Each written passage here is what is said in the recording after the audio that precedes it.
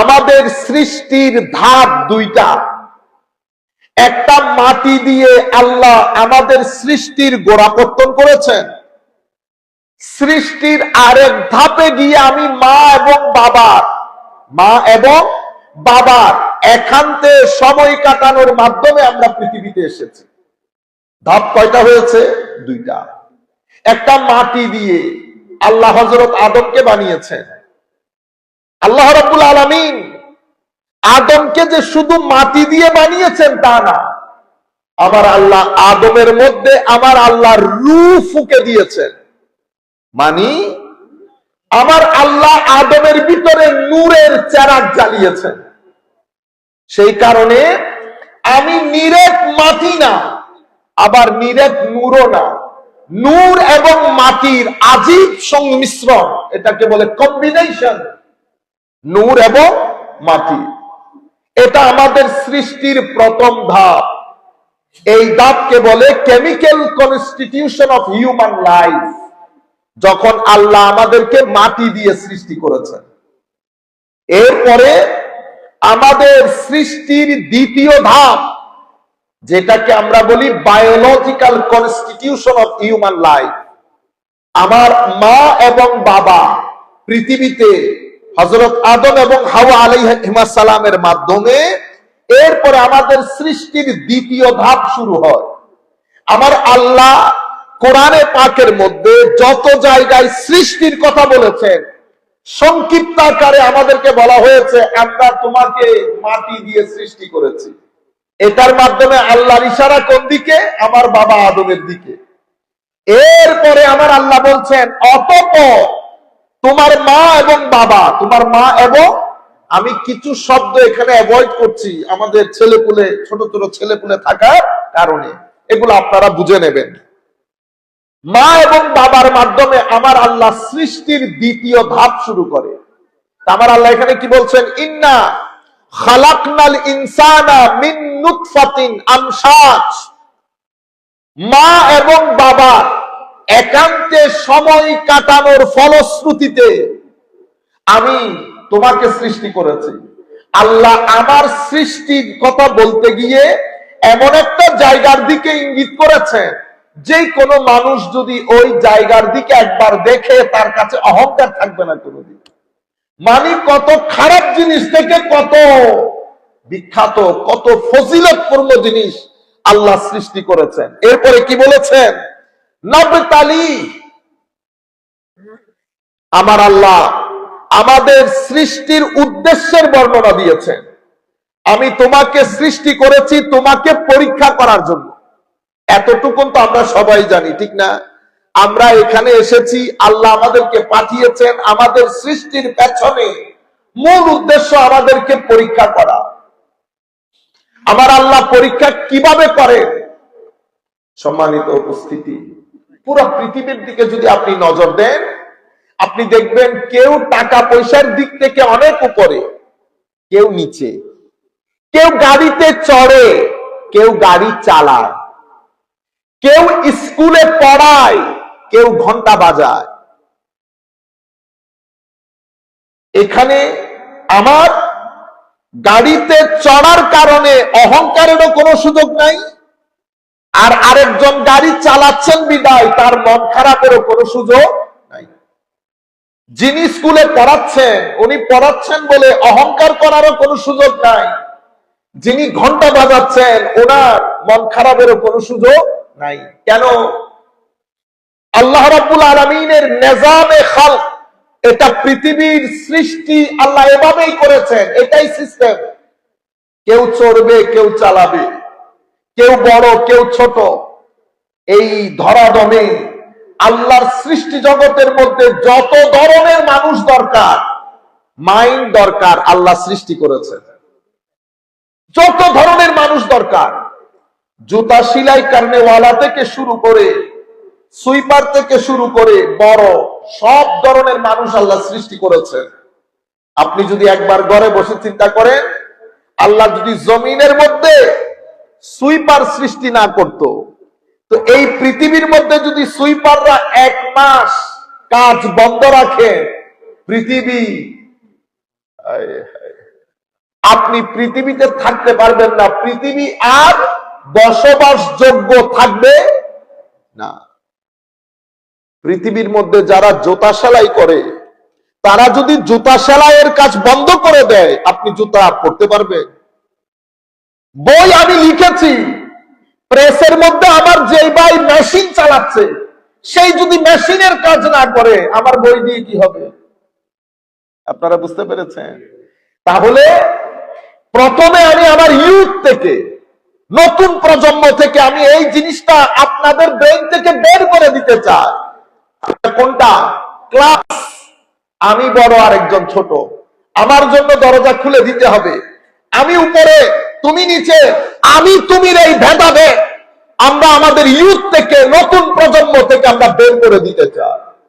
আমরা শিখাইতে চাই, বুঝাইতে চাই, মানুষকে মানুষ হিসেবে সম্মান করবেন, তার পেশা হিসেবে নয়। এটা আমার নবী আমাদেরকে শিক্ষা দিয়েছেন।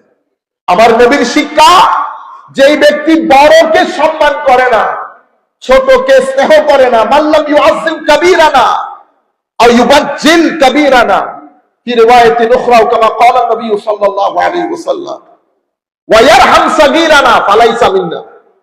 যেই ব্যক্তি বড়দেরকে সম্মান করে না, বড়দেরকে, আমার নবী কোন প্রফেশন বলে নাই, বড়কে যে ব্যক্তি সম্মান করে না, ছোটকে যে ব্যক্তি স্নেহ করে না, সেই ব্যক্তি আমার উম্মত না।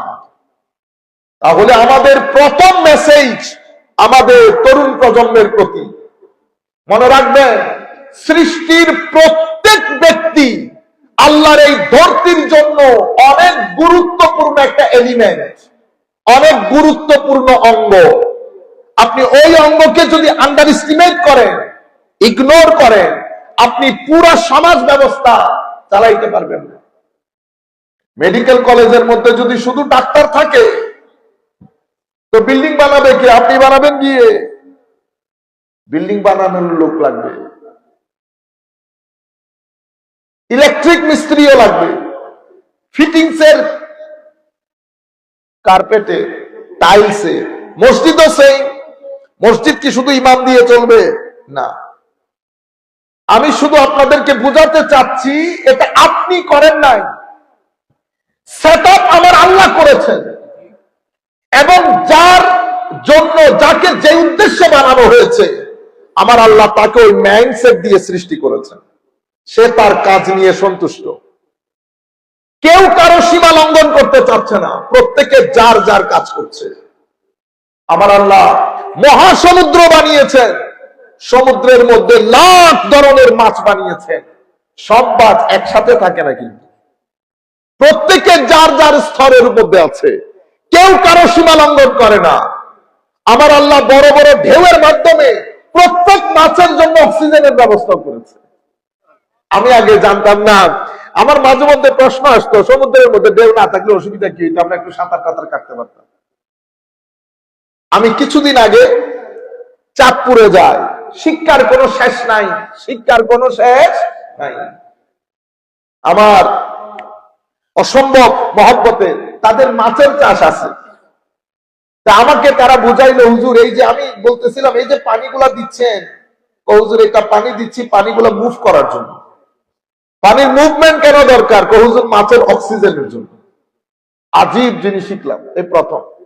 এরপরে ফার্দার আমরা একটু গবেষণা করে দেখলাম, আল্লাহ পাকের মেহেরবানি, এত বড় বড় ঢেউ। আল্লাহ জানে, আল্লাহ সৃষ্টি জগতের মধ্যে নিচে কত ধরনের জিনিস সৃষ্টি করেছে, সবার অক্সিজেনের ব্যবস্থা করেছে।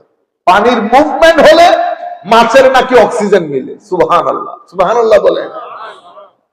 এটা আমার আল্লাহর শান। আমি বুঝাইতে চাচ্ছি আপনাদেরকে, প্রত্যেক জিনিসকে আল্লাহ যার যার মতো করে সৃষ্টি করেছেন, কেউ কারো সীমা লঙ্ঘন করে না। আল্লাহর দুনিয়ার মধ্যে ইনসান এক প্রজাতি যে বারবার সীমা লঙ্ঘন করতে চায়, বারবার সীমা, ইনসান ছাড়া কেউ সীমা লঙ্ঘন করে না। পাহাড় পাহাড়ের জায়গায়, সমুদ্র সমুদ্রের জায়গায়, এই ইনসান সে তার যে হুদুদ, সেই হুদুদ বারবার ক্রস করতে চায়। যাই হোক, আমার আল্লাহ বলছেন নাবতালি, পরীক্ষা। এই দুনিয়ার মধ্যে পরীক্ষা দুই ধরনের হয়। যাদেরকে আল্লাহ প্রয়োজনের তুলনায় সবকিছু বেশি দিয়েছেন, সম্পদ বলেন, সম্মান বলেন, ব্রেইন বলেন, বেশি যাদেরকে দিয়েছেন তাদের পরীক্ষা হবে কৃতজ্ঞতার পরীক্ষা, কতটুকু শুকর তার ভিতরে আছে। আর যাদেরকে সবকিছু প্রয়োজনের তুলনায় কম করে দিয়েছেন, সেটা ব্রেইন হোক, সেটা সম্মান হোক, সেটা সম্পদ হোক, আল্লাহ তাকে পরীক্ষা করছেন সে কতটুকু সবর রাখে, ধৈর্য রাখে। এই ব্যক্তি হাউ পেশেন্ট হি ইজ, আর এই ব্যক্তি হাউ গ্রেটফুল হি ইজ। এই ব্যক্তির কাছে সবর কতটুকু, এই ব্যক্তির কাছে শুকর কতটুকু। বলেন তো দেখি, সবরের পরীক্ষা কঠিন না শুকরের পরীক্ষা কঠিন? সবরের পরীক্ষা অনেক সহজ। যেই ব্যক্তির মধ্যে কম, সে কথায় কথায় আল্লাহকে স্মরণ করে। আপনারা আপনাদের জীবনে দেখবেন, সম্পদ যার একবার বেড়ে গেছে, সে প্রথম যাকে ভুলে যায় তিনার নাম আল্লাহ, তিনার নাম আল্লাহ। সম্পদ বলেন, সম্মান বলেন, ব্রেইন বলেন, মানুষকে তার স্রষ্টা সম্পর্কে বিমুখ করে দেয়। এবং শুকরের পরীক্ষা, কৃতজ্ঞতার পরীক্ষা সবরের পরীক্ষার চেয়ে অনেক বেশি কঠিন। যারা পাবে যায়, ক্লাবে যায়, এরা সবাই শুকরের পরীক্ষার্থী। সবরের পরীক্ষার্থী ক্লাবে ধরে না, সবরের পরীক্ষার্থী ক্লাবে যায় না। এই হচ্ছে পুরো সিস্টেম। এরপরে আমার আল্লাহ বলছেন, ফাজআলনাহু সামিআন বাসীরা, আমি তাকে শোনার জন্য কান দিয়েছি, সামিআন, এবং দেখার জন্য চোখ দিয়েছি। মওলা এই দুইটা জিনিসকে আপনি এখানে এভাবে উল্লেখ করার কারণ কি? এই দুইটা জিনিস, এটা আমাদের মানুষকে দেওয়া আল্লাহর নিয়ামতের মধ্যে সবচেয়ে বড় নিয়ামত। একটা দিয়ে দেখি, আর একটা দিয়ে শুনি। শোনা এবং দেখা কাউকে চিনার জন্য, জানার জন্য, পরিস্থিতি বুঝার জন্য আমাদের শরীরের এই দুইটা অর্গান অসম্ভব গুরুত্বপূর্ণ, অসম্ভব গুরুত্বপূর্ণ। এরপরে আমার আল্লাহ বলছেন, ইন্না হাদাইনাহুস সাবিল ইম্মা শাকিরা ওয়া ইম্মা কাফুরা। আবার আল্লাহ বলছেন, এরপরে আমি তাকে সাবিল, সাবিলের হেদায়েত দিয়েছি। কিসের হেদায়েত? সাবিল। পবিত্র কোরআনের মধ্যে দুইটা শব্দ ব্যবহার হয়েছে, একটা সিরাত আল মুস্তাকিম, as-সিরাত আল মুস্তাকিম, আরেকটা হচ্ছে সাবিল। সিরাতুল মুস্তাকিম সোজা, সহজ, সরল পথ, আরেকটা সাবিল, এটো সোজা সরল পথ। পবিত্র কোরআনের মধ্যে আমরা সূরা ফাতিহার মধ্যে সার্বক্ষণিক আল্লাহর দরবারে পড়ি, ইহদিনাস সিরাতাল মুস্তাকিম। মাওলা আমাদেরকে সিরাতুল মুস্তাকিমের পথ প্রদর্শন করো। প্রত্যেকদিন সূরা ফাতিহার মধ্যে এটা তিলাওয়াত করি, ঠিক না? ইহদিনা, আমাদেরকে দেখান, হেদায়েত দান করেন। কোন জায়গা? তো আস-সিরাত আল মুস্তাকিম, সিরাতুল মুস্তাকিম। সিরাতুল মুস্তাকিম কি মাওলা? এটা হায় হায়, পবিত্র কোরআনের মধ্যে আমার আল্লাহ বলছেন, সিরাতুল মুস্তাকিম আমার যারা নিয়ামত প্রাপ্ত বান্দা তাদের রাস্তা, আমার যারা নিয়ামত প্রাপ্ত বান্দা তাদের রাস্তা। এখন আমি রাত দিন বলছি, আল্লাহ আমাকে সিরাতুল মুস্তাকিম নসিব করে, প্রদর্শন করেন, দেখান। এদিকে শয়তানকে যখন আল্লাহ জান্নাত থেকে বের করে দিয়েছেন আদম আলাইহিস সালামের শানে বেয়াদবি করার কারণে, কি করার কারণে বলেন? আপনারা একটু কথা বলেন। আমাদেরকে কি বলা হয়? আমাদেরকে বলা হয় শয়তান আল্লাহর আদেশ অমান্য করার কারণে তাকে জান্নাত থেকে বের করে দেওয়া হয়েছে, এটা বলা হয় না? না, আমার মনে হয় আমরা আমাদের বুঝ ব্যবস্থাটা একটু দুরস্ত করে নেওয়া দরকার। আল্লাহর আদেশ অমান্য করলে যদি শয়তান হয়ে যায়, তো বাংলাদেশের মধ্যে এত কোটি মানুষের মধ্যে তো মানুষ পাওয়া যাবে না। আপনারা বুজুর্গানে দিন, আমি নিজের কথা বলি, আমি আল্লাহর কোন আদেশ আছে যেটা বহুত বেশি মান্য করি, এটা তো আপনাদের সামনে না বুজুর্গ দেখা। আপনারা মনে করতেছেন কোন বুজুর্গ আল্লাহ দুনিয়াতে আইসা আমাদেরকে তকরির করতেছে। আমি তো জানি আমি কত বড় বুজুর্গ, ঠিক না? এখন যদি আল্লাহর আদেশ অমান্য করলে যদি রাজিম হতো, অভিশপ্ত হতো, সেই কাতারে আমার নামও থাকতো। কারণ আল্লাহর আদেশ কত জায়গার মধ্যে অমান্য করতেছে, কত কত আমার আল্লাহ বলেছেন মানতে পারতেছি না। দুনিয়া ধাক্কা দেয়, নফস ধাক্কা দেয়, শয়তান ধাক্কা দেয় না। আমার আল্লাহ যখন বলেছেন উসজুদু লি আদম, আদমকে সিজদা করো, সে তখন শানে নুবুব্বতে আদমের মধ্যে বেয়াদবি করে ফেলেছে। সে হযরত আদম আলাইহিস ইসলামের নবুয়তকে ইনকার করে নাই, তানকিস করেছে। কি করেছে? এটাকে বলে তানকিসে নবুয়ত, নবুয়তকে খাটো করা, ছোট করা।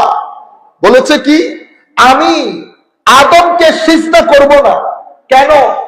সে যদি বলতো আল্লাহ, আমি আপনাদের কলেজ বিশ্ববিদ্যালয়ে যারা পড়েন অনেকেই, আমাদের মারা গেছেন উনি, ঢাকা বিশ্ববিদ্যালয়ে পড়াতেন, উনি তার বইয়ে লিখেছেন যে দেখেন শয়তানকে শয়তান করে দেওয়া হয়েছে, অথচ সে বলেছে আমি আল্লাহ তোমাকে ছাড়া আর কাউকে সিজদা করব না। এই কথা শয়তান বলে নাই। আমি অনুরোধ করব আপনাদেরকে, কোরআন কোন জায়গায় কোনো কিছু বলেছে, এটা বলার আগে কোন হাফেজের কাছ থেকে গিয়ে একবার জেনে নেবেন। বুঝতে পেরেছেন? আপনি আপনার বিষয়ে বড় ডক্টর পিএইচডি হতে পারেন, কিন্তু আরেক বিষয়ে আপনি মাস্টারি করার কোনো সুযোগ নাই। শয়তান বলেছে আমি সিজদা করব না। কেন করবে না? তো কারণ আমি ইনার চেয়ে সেরা, শ্রেষ্ঠ। কিভাবে? আপনি তাকে মাটি দিয়ে সৃষ্টি করেছেন, মাটি নিচে থাকে। আমাকে আগুন দিয়ে সৃষ্টি করেছেন, আগুন উপরে উঠে, উপরের জিনিস নিচের জিনিসকে সিজদা করতে পারে না। দেখছেন নি কত সুন্দর এক্সপ্লেনেশন? তো এই এখন শানে নবুয়তে আদমের সাথে বেয়াদবি হয়েছে। আপনারা শব্দগুলো মুখস্থ করেন। তানকিসে নবুয়ত হয়েছে, নবুয়তের শানে বেয়াদবি হয়েছে, নবুয়তকে ছোট করা হয়েছে, ডিফেম করা হয়েছে। আপনারা বুঝতে পেরেছেন? আদম আলাইহিস ইসলামকে তখন আল্লাহ কি বললেন? বের হয়ে যেতে হবে জান্নাত থেকে।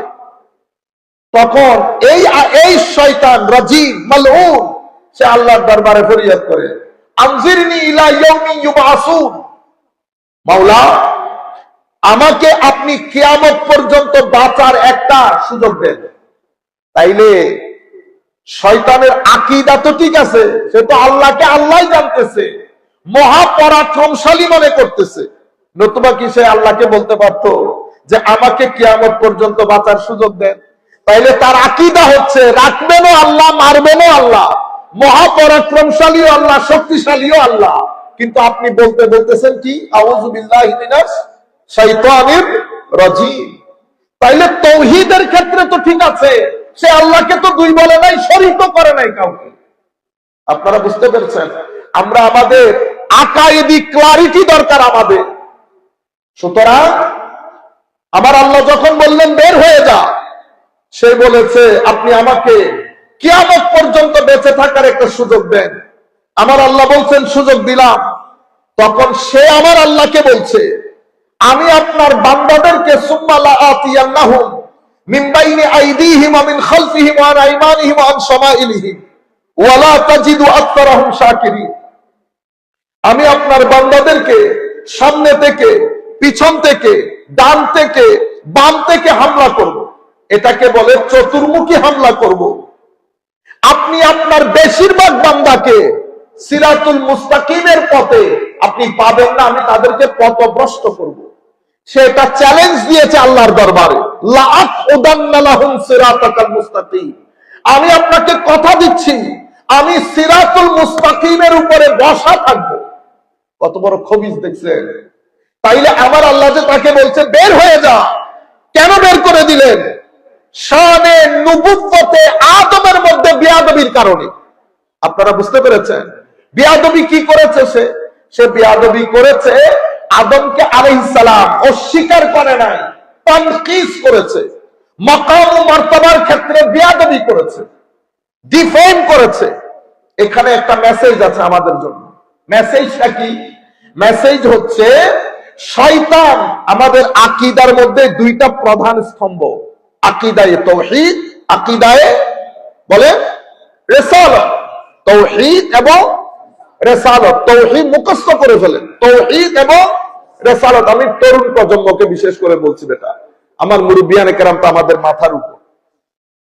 তাওহীদ এবং রিসালাত, সেই কারণে আমরা কালমাতে পড়ি কি লা ইলাহা ইল্লাল্লাহ মুহাম্মাদুর, লা ইলাহা ইল্লাল্লাহ, আল্লাহ ছাড়া ইবাদতের হকদার আর কেউ না,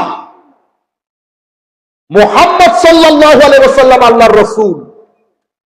তাওহীদ রিসালাত দুইটা যখন একসাথে হয় এটাকে ঈমান বলে। কি বলে? ঈমান। শয়তানের আকীদায়ে তাওহীদের মধ্যে শয়তানের কোনো ঝামেলা ছিল না। শয়তানের ঝামেলা হচ্ছে আকীদায়ে রিসালাত। আদম আলাইহিস সালামের শানে বেয়াদবি, এটা শয়তান হওয়ার পিছনে মূল কাজ করেছে। আপনারা বুঝতে পেরেছেন?